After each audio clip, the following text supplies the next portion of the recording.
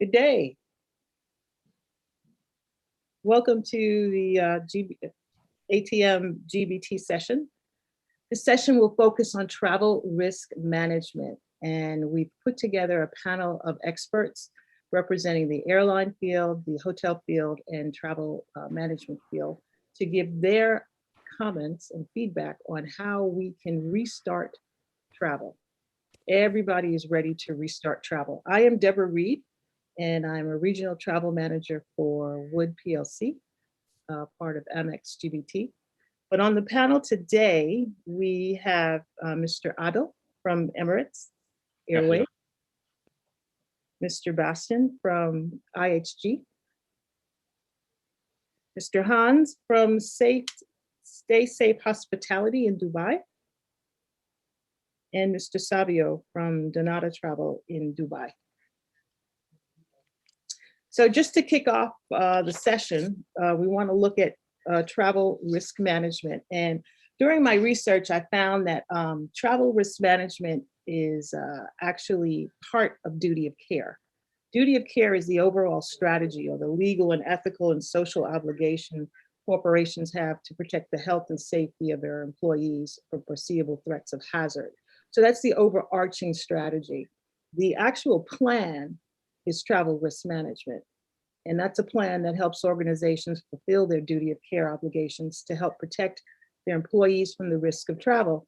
Now, everyone's talking about travel risk management with respect to COVID-19, and it's very, very important, but it also covers things as granular as checking out the risk factor in a neighborhood of your preferred hotels.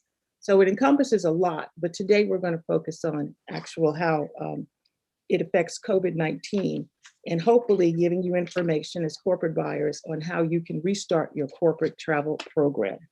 So to kick off the session, we will have Mr. Adel from Emirates, and want him to respond to the situation on how Emirates is keeping travelers safe. You see, this is have started when the WHO has announced this is a pandemic, when Corona became a pandemic. So the real challenge, the biggest challenge of the airline was in every country has set their rules and every country has to put their protocol.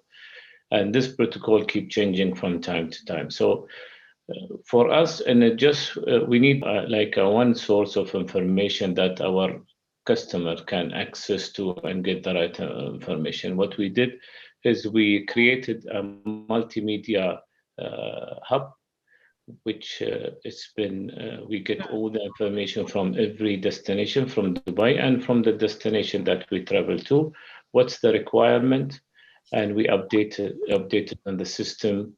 And we make sure that every client, just to raise their confidence in every client or every customer, that he access to that website and manage to get the right information, the correct information that he required. And we keep, as I said, we keep updating those information on daily basis.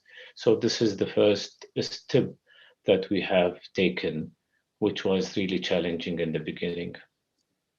Are you finding it difficult or challenging to keep that website updated with things changing?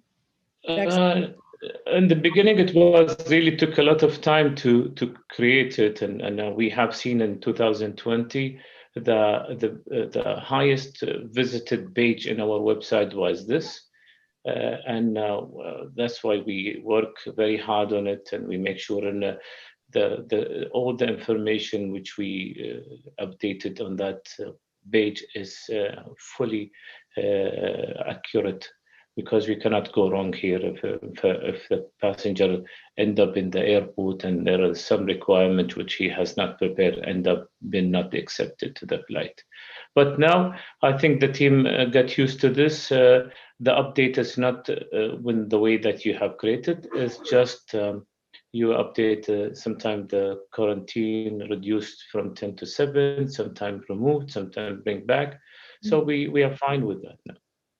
Well, with respect to vaccines, because I guess you guys have to, you're the last check before someone leaves the country to make sure that they've been vaccinated or have a PCR test. Are you requiring a certain brand of vaccine for travelers? We've heard rumors in the industry that certain vaccine types are not being accepted. You see, when we start seeing the traffic is passengers get that confidence, I'm sure that my colleagues here maybe will explain it from their side, from the hotel sector and from also the airport, which measures they have put, and also every airline start to push their measures up to make sure the travel is safe. The vaccine, now we move to we started with that, started then later with the PCR test. And now I think the game has changed to more of vaccination. So everybody, each country is trying to vaccinate their people. So the quicker who gonna finish, who will have more flexibility. Again, there is a lot of talk about which vaccination, but I think most of the country has to follow what the WHO is announced. If the WHO is approved the type of vaccination, I think each country has to respect the WHO evaluation and has to accept it. So this is the next step. We heard a lot of there is a lot of talk about European Union. They might start accepting the vaccinated, and most of the country will follow that. So it's all about vaccination now. It's more how fast that you can vaccinate people, and everybody will try to target those vaccinated people to come in for all type of traffic. Yeah. So is Emirates considering implementing or trialing some sort of travel pass, which will have people's health information? Yes, we've been working with IATA. I think we have reviewed so many different applications, which we can have accepted documents. I think IATA Travel Pass, we thought it's the best because it's secure. And I think there is already more than 30 airlines is working on the trial. We have started the trial on April. And I think by end of May or beginning of June, we should finish that, and we should start escalate it up and put it in all our destination. And since there is more, as I mentioned, there is more than 32 big airlines is already enrolled in the trial. It means most of the government expected that to accept this kind of application and documents. So every document, travel document, will be in that application. Will make it an easy and more convenient for travel, just to show their vaccination data and for the other documents which are required. Wonderful, wonderful. Let's talk a little bit about your touchless contact. I think that's important in this instance. I know you guys have gone touchless for most of the interaction for the passenger with Emirates, but if you could give us a little background on what touchless systems you You see, again, the moment most of airports close and we start working from home, and we review the whole the journey of our passenger from start to end.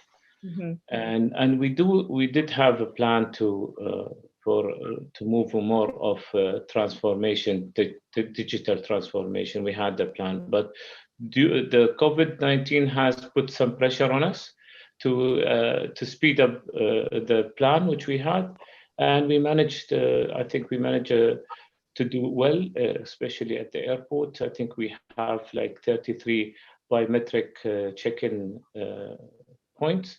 We have 50 touchless kiosks. We have 32 self bag drops, and we have 16 check-in, which can do everything: print out your boarding pass, choose the seat, even buying ancillaries. So I think this has we said we need to evaluate and try to reduce all the interaction between our passenger with our employees. Even our employees, 90% are already vaccinated. Great, great. Now, as a travel buyer myself, I'm going to ask the next question because that is top of mind for me. But corporate contracts with your corporate agents, I guess everything's been suspended since COVID hit. What is Emirates' strategy going back after we restart travel? How will that influence corporate contracts that have been negotiated? You see, corporate, again, again, we don't know what the corporate traveler might be the last segment that we might see coming back again. Most of the corporate companies has freeze their travel budget. So there will always be a discussion between Emirates and our partners, corporate partners. So we will always go review the pre-COVID agreement and maybe set up a new agreement based on the expectation. Based on expectations. Yeah. Just out of curiosity, are we going to use like 2019 as a baseline, or we're just going to wait and see what volumes look like in the future?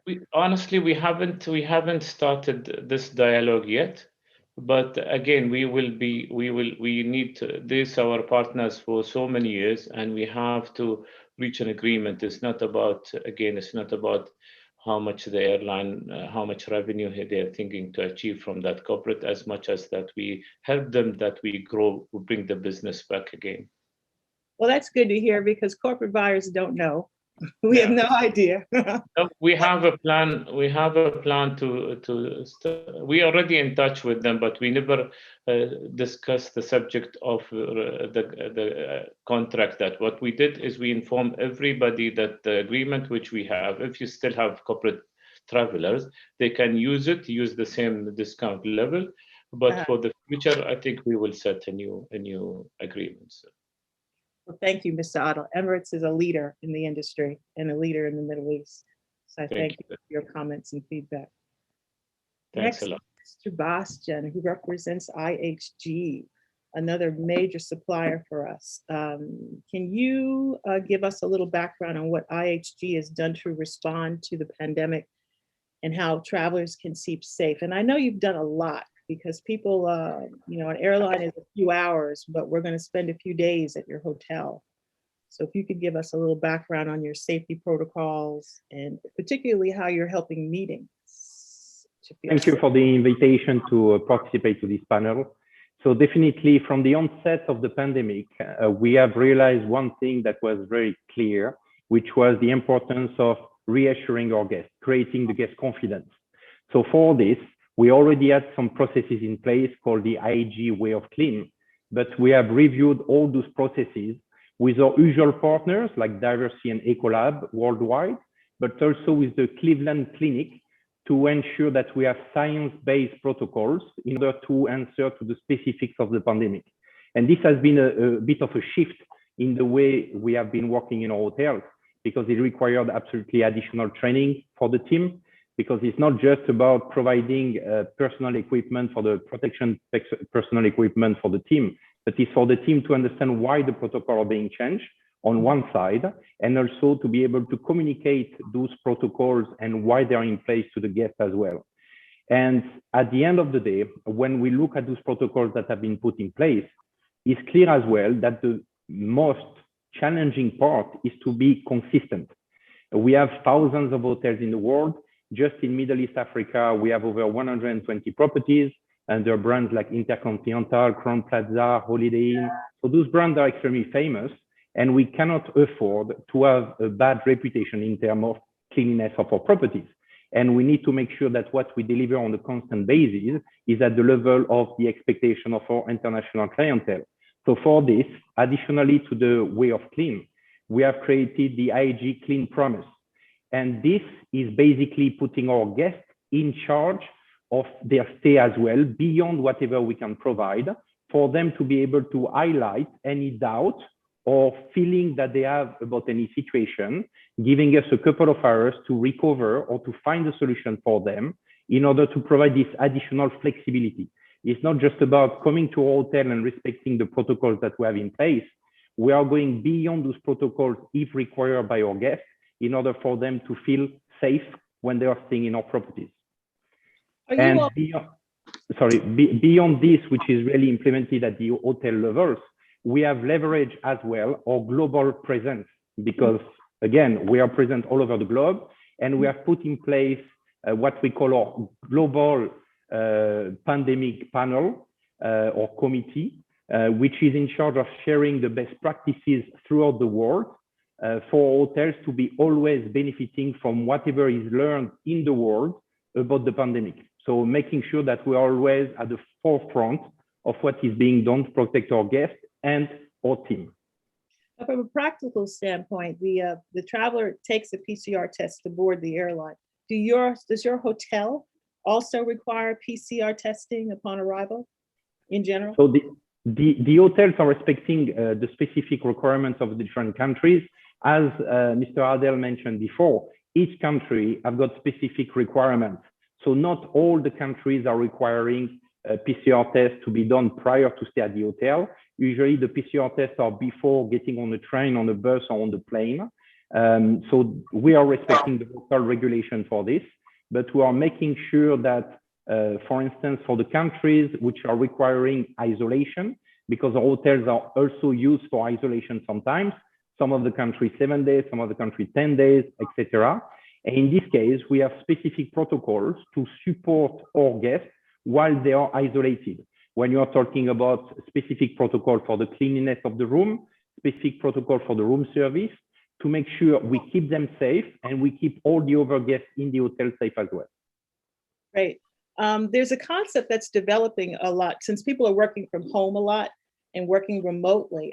Has IAG tapped into people who are booking their hotels to actually work for a week or two from their properties? Are you offering any specific protocols for them? So actually, in some of destinations which are considered as the green destinations or destinations which are fully open, we do get lots of business of people who are interested to work remotely. Very close to Dubai, you have destination of Maldives that has seen an increase in a number of requests of people going there, either to do their isolation before moving to a third country or moving there in order to work remotely.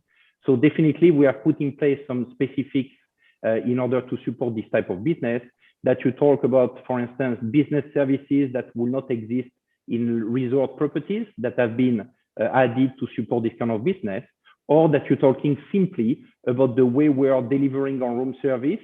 Again, room service is very important in this case, or the way we are organizing our public areas in order for those areas to become a place to live.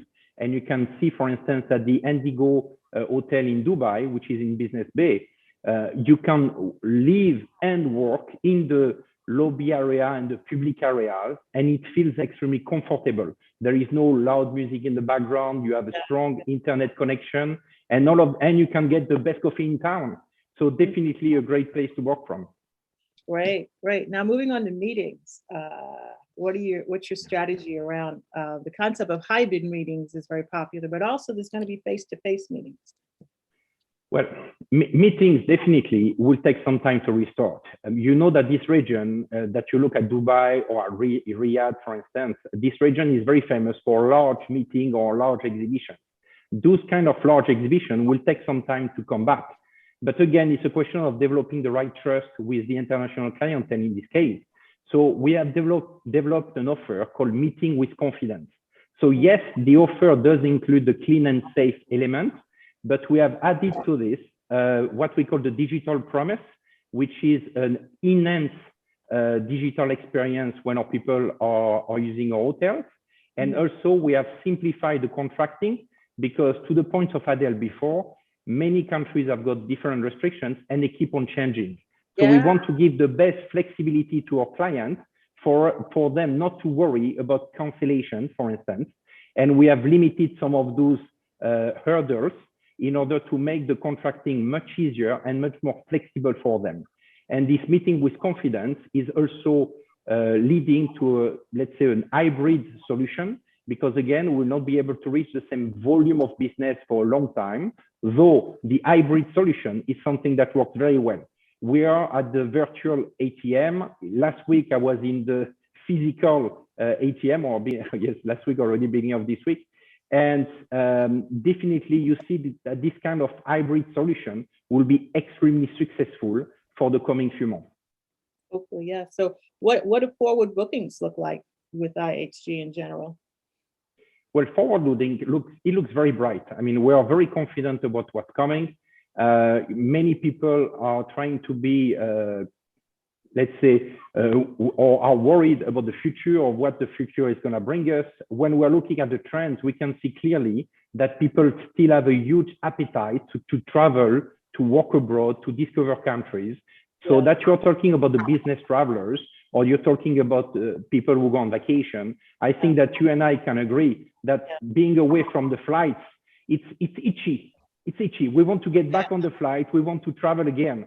And this is something that we see clearly in the booking trends of hotels as well.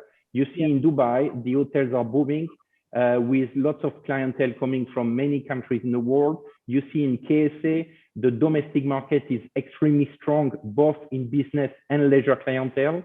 So this gives us really lots of opportunities to surf over the coming few months. Well, it's always been important in corporate travel to have strong relationships with your suppliers, and IHG certainly has demonstrated that, particularly with your meetings flexibility. And also to Emirates' credit too, their flexibility with refundable tickets and change fees and whatnot. So relationships are more important going forward, I think, with the corporate, because as we said, corporate buyers are still a little shaky on which way the volume is going to grow. Well, thank you, Mr. Bastian. I appreciate your comments and your feedback. Pleasure. Thank you. Mr. Savio, how are you?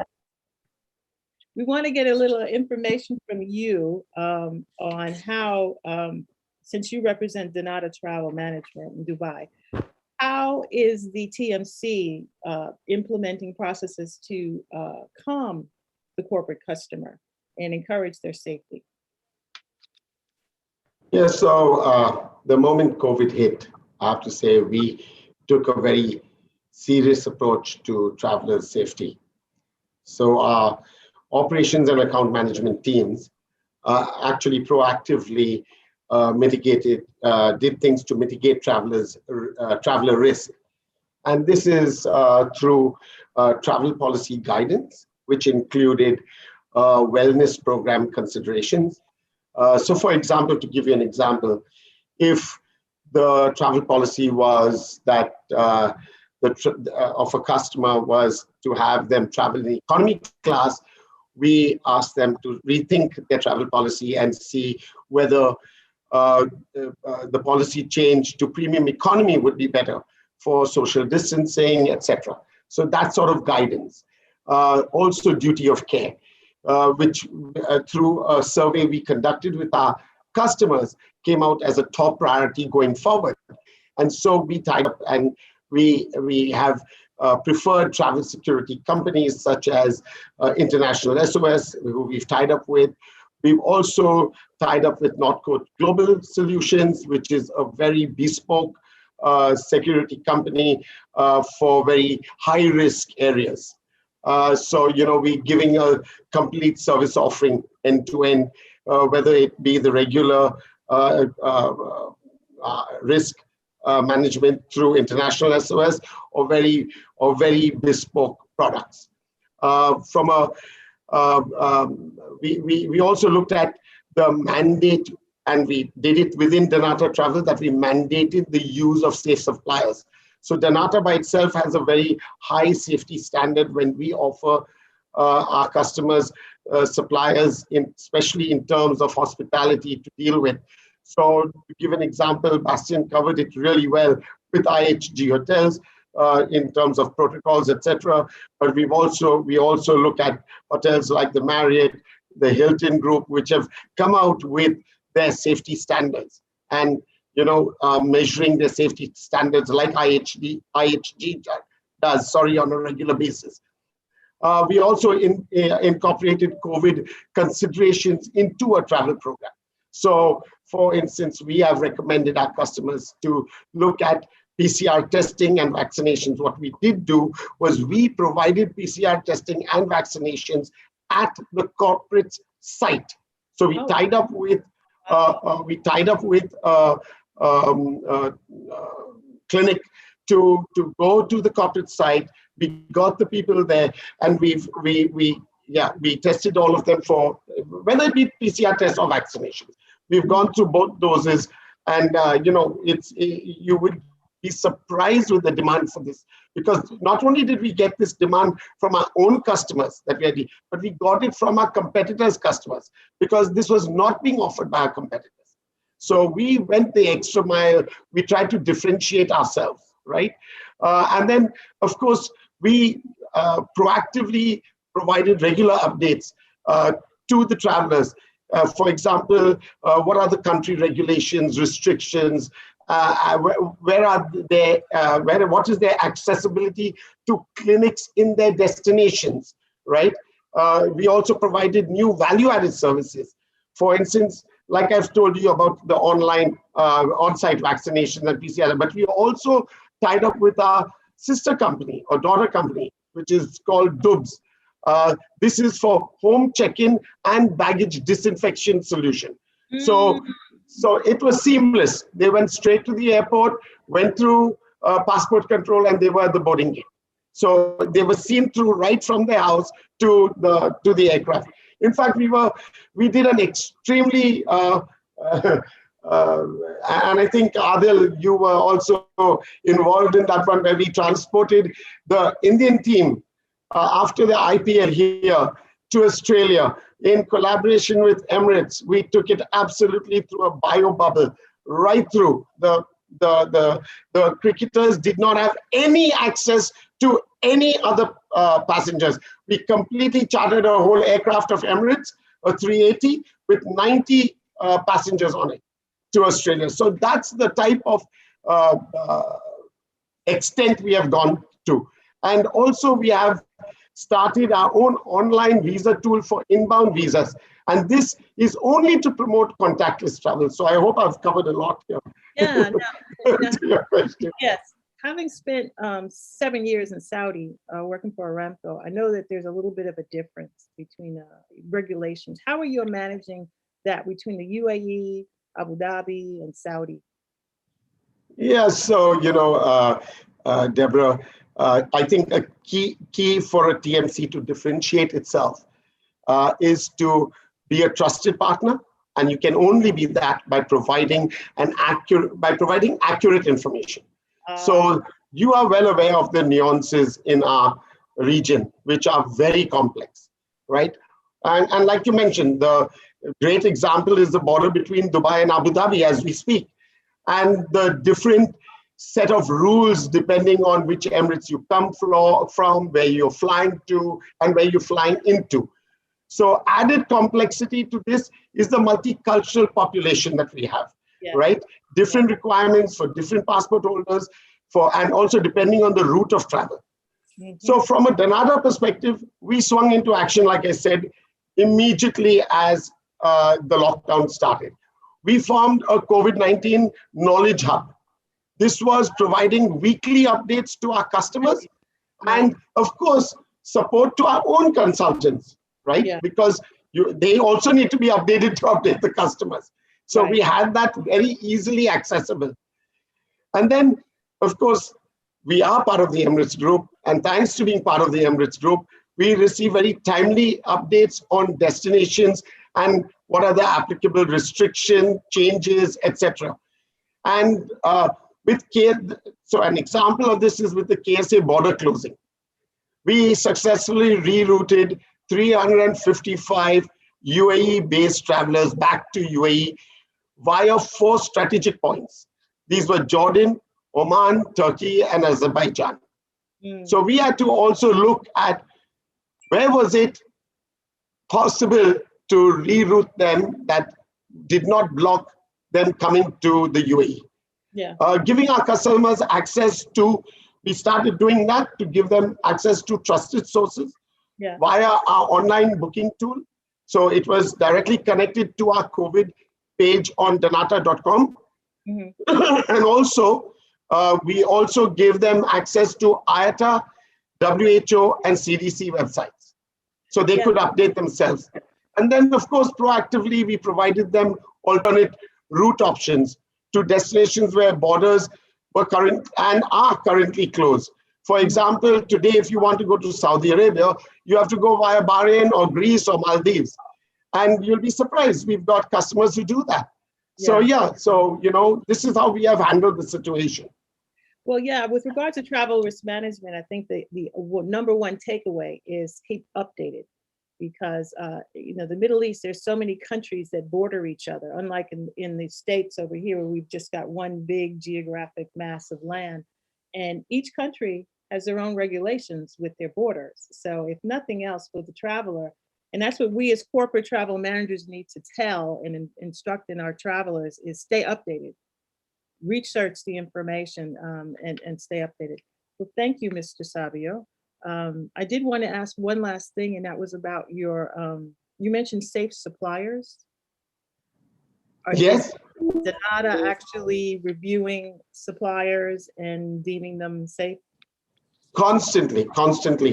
And so we also very clearly prescribe to our customers, those that have health and safety regulations and have taken that. So that's what part of, so I'm not sure if you all are aware, we have a bed bank called Yalago.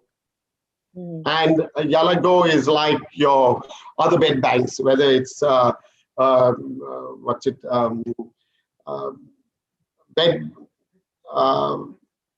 there are, I'm sorry, I can't get the names, but there are so many. Agencia has theirs, which is, sorry, I'm just not getting the names right now. But having said that, there's booking.com, for instance, and so if I would look at that and take a comparison of what Yalago is doing, Yalago does not promote hotels on our site which have no health and safety regulations. And there's a strict check on this to update it on a regular basis if we are to provide this on our bed bank site. Yeah, exactly. And that's a level of confidence that we appreciate as travel buyers. Well, thank you, Mr. Savio. Yeah. Mr. Hans, COVID-19 has resulted in a wide array of new sanitation protocols and processes aimed at keeping travelers safe. But how can the corporate buyer be assured that they're being observed, that these restrictions are being observed? Can you give us a little background? Thanks, Deborah. First of all, I would like to say that I'm very impressed with what I hear now. And I actually used Adil's service last week, and as well Bastian. So I can say that it works very well, and I'm very impressed. And I can just confirm that what you are doing is being in the forefront of implementing hygiene protocols and high standards, and definitely make sure that it's implemented and followed up. Because that is actually the challenge that we have here. I've been studying hotel security and safety protocols and standards since 2002, but this is the first time we have a global threat, actually. We have all the same challenge and the same enemy here. And as Bastian pointed out here, the level of hotels differ, which makes the challenge bigger, and of course the geographical spread also makes it a bit challenging here for us. But I must say that I am very impressed by the actions taken by hotels worldwide in terms of routines, new stricter hygiene standards and protocols. Hotels are also, as Mr. Savio pointed out here, it's important that one communicates the standards through websites and tour operators, TAs and OTAs. So the guest and the person making reservations can identify hotels that actually keep a good standard and have implemented these. Are you actually auditing certain hotels to match up what they say on their website is with what's actually in practice? Absolutely. We are auditing hotels, but the interesting thing now is that there are also big global other players in the game, like SGS and Veritas and Crystal and so forth, that are auditing. But what I would like to say and stress here is that each of the standards and protocols that are communicated are also easy to audit by the public, by the actual individual traveler. So actually, one hotel group that I know of in Scandinavia have been brave enough to let the guests rate the standard of hygiene and the protocol, which I think it's quite nice because it's better if they are transparent with what they see than if they are secretive. So yeah. Well, are you seeing in your travels, are you seeing that people have backed off going to the high risk destinations yet, or have kind of pulled back with their travel to high risk destinations and more? Well, globally, of course, everyone had pulled back to go to high risk destinations. When you talk about security in general, yeah, high risk destinations has always been. Tour operators have always hesitated to put guests there, but in this case, the global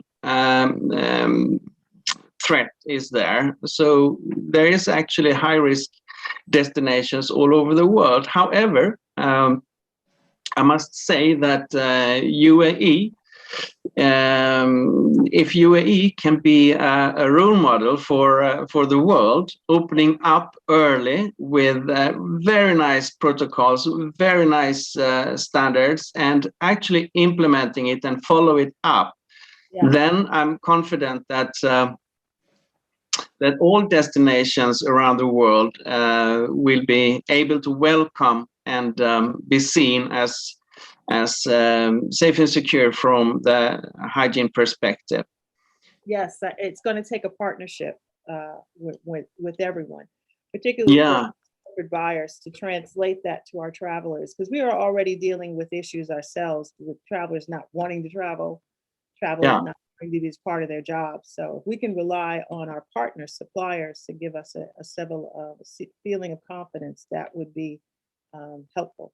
Thank you, Mr. And I would say that professional third-party auditing is extremely important. Maybe not in all hotels, but to do that every once in a while. And as Savio stated here, that taking information and instructions from experienced experts is also very important. What I would like to stress here is that some standards are directed to only COVID. But I think that looking past COVID, and whenever that has passed, we hope we see the end of it. We don't know yet. But I think it's important that hotels and airlines don't feel relaxed, that we are able to, on a long term, be consistent and keep it going. That's really, really important. We have actually seen from a local perspective that in some areas people are getting relaxed. People get tired of following all the standards, but we have to be consistent and patient. Yes, most definitely. Well, thank you, Mr. Hans. We do have one question for both Mr. Adel and Mr. Bastian that has come in, and I want to throw out there on the floor. And the question is, are there any plans to partner with any airline companies in the GCC, similar to what's going on between HIG and Alaska or American Airlines? So I guess that's a reference to the West. Currently, hotel chains and airlines are hooking to combining their forces together to raise that level of confidence for the corporate buyer. Is there any discussion or any thought to do that in the future, either Mr. Adel or Mr. Bastian? See, from my side, we work closely with the hotels chain, and I think also we have a relationship with them through the DTCM. We always meet and we always discuss and we put some strategy together for Dubai and UAE. But as of now, I don't think there is any kind of communication, as I know from Emirates, talking to some partners and signing some kind of an agreement with hotel partners at this stage. Okay. Same for you, Mr. Bastian. Nothing in the works right now. Well, it depends on the countries again. So we always work very closely with our partners because to have, a solution to what we are facing, you need all the stakeholders to be involved. So definitely work very closely with the airlines.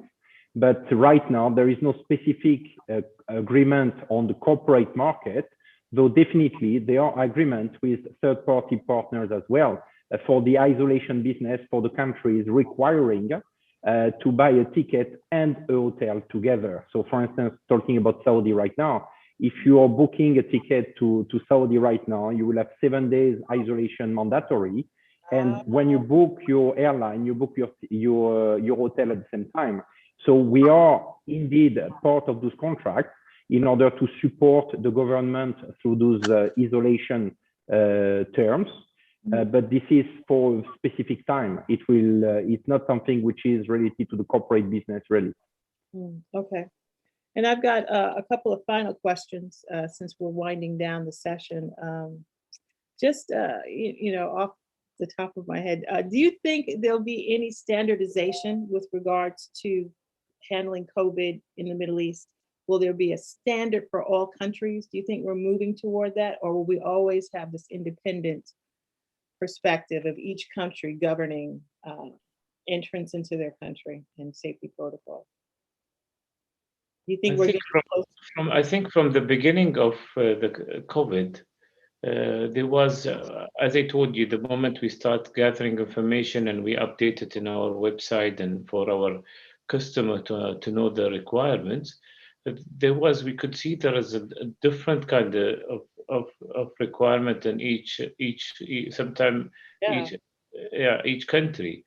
But slowly now, after completing a year on this